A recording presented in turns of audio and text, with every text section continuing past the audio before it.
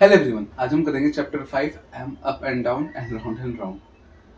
इसमें हम करेंगे थ्योरम 2। थ्योरम में बोला हुआ है equal chords of a circle subtend equal angles at the centre of a circle.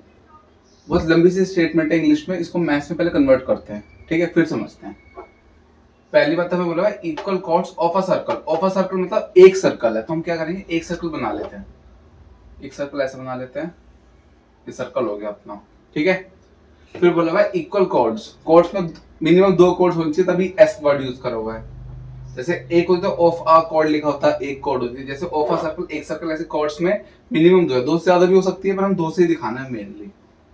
तो दो कॉर्ड बना लेते हैं। कैसे, एक इधर बनाई, एक इधर बना दिया हमने। ये तरह के दोनों इक्वल है, नाम दे देते हैं ए बी सी डी। नाम दे दिए ए बी और सी डी।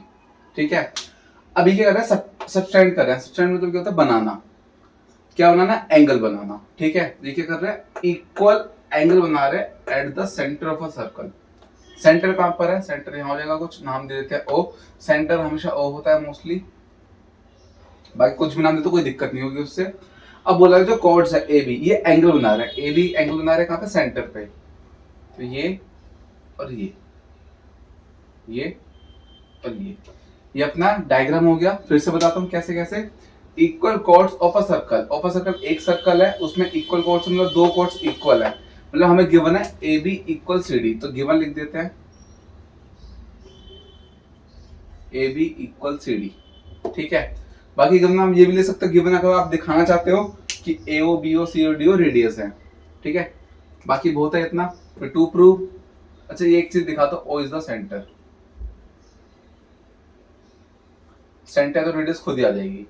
फिर टू प्रूव, हमें क्या प्रूव करना है, जो कॉर्ड्स है इक्वल बना सबसेंड कर रही है, बना रही है इक्वल एंगल। इक्वल एंगल बना रही है कहां पे, eight the centre of the circle. Circle के सेंटर पे। इसका सेंटर कहां है, यहाँ पे और यहाँ पे। ये दोनों एंगल बना रहे हैं यहाँ पे। कॉर्ड्स ने एंगल बनाया सेंटर पे, ऐसे इन दोनों ने बनाया यहाँ पे। तो हमें क्या दिखाना है, एंगल एओबी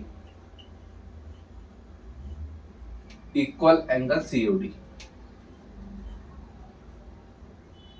थ्योरम से 3 मार्क्स से 2 मार्क्स दे देते हैं प्रूफ करने के लिए। तो आपको डायग्राम गिवन टू प्रूफ के ही, और 3 मार्क्स का क्वेश्चन तो 1 मार्क्स तो आपको कैसे मिल जाएगा, डायग्राम गिवन टू प्रूफ का ही। ठीक है, फिर प्रूफ दिखाता कैसे प्रूफ होगा, हम यूज करेंगे कॉन्ग्रुएंसी मेथड। कॉन्ग्रुएंसी में दो ट्रायंगल को हम प्रूफ करेंगे कॉन्ग्रुएंट, बिल्कुल सेम डिक्टो सेम दिखा देंगे। कैसे, हमें प्रूफ करना है एओबी, तो एओबी में ट्रायंगल एओबी ले लेंगे, सीओडी में सीओडी ले लेंगे ट्रायंगल। तो कैसे करेंगे, इन ट्रायंगल एओबी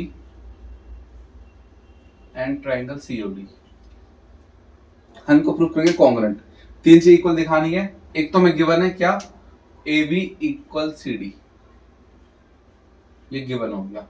कॉन्ग्रुएंसी करने के लिए 3 चीज इक्वल दिखानी होती है। एक तो हमारा गिवन से आ गया, बाकी कैसे दिखाएंगे, देखो एओ और सीओ, यहां से इसमें एओ इसमें सीओ दोनों इक्वल है। एओ और सीओ इक्वल है, कैसे, ये दोनों है रेडियस। कैसे, सेंटर से आगे सर्कल के एंड पे टच कर रही है, सेंटर से सर्कल का एंड टच कर रही है, तो ये रेडियस है। ऐसे हम कह सकते हैं बीओ और डीओ इक्वल है, बीओ इक्वल डीओ। ये भी कैसे आ गया, सेम लॉजिक। क्या, सेंटर से सर्कल के एंड मतलब रेडियस है दोनों। अब दोनों रेडियस है तो हम कैसे लिखेंगे, सेम रेडियाई। सबसे पहली बात, अगर एक साइड होती है सिंगुलर फॉर्म होती है तो रेडियस लिखते हैं। जैसे ए और सी और दो साइड हो गई तो प्लूरल फॉर्म हो गई, इसलिए हम रेडियाई वर्ड यूज करेंगे। दूसरा जो ब्रैकेट में हमने लिखे रीजन, बहुत जरूरी है लिखने, कि ये गिवन था सेम रेडियस इसलिए इक्वल है बस। Therefore triangle AOB congruent triangle COD by, कौन से मेथड से हुई है, ये तीनों साइड्स हैं तो एस एस एस, तो बाय एस एस एस। ये हो गया। अब बस हमें एंगल इक्वल दिखाना है, लिख देंगे so angle AOB equal angle COD. अब एओबी और सीओडी इक्वल कैसे आ गए, ये हो जाएंगे बाय सीपीसीटी। अगर दो ट्रायंगल कॉन्ग्रुएंट है, कॉन्ग्रुएंट क्या होता है, बिल्कुल कॉन्ग्रुएंट मतलब दो डिट्टो सेम है। हमने डिट्टो सेम प्रूव करते कॉन्ग्रुएंट है, दोनों कॉन्ग्रुएंट है तो डिट्टो सेम मतलब इनके बचे हुए एंगल्स इक्वल हो जाएंगे, मतलब एंगल एओबी और एंगल सीओडी इक्वल हो जाएंगे।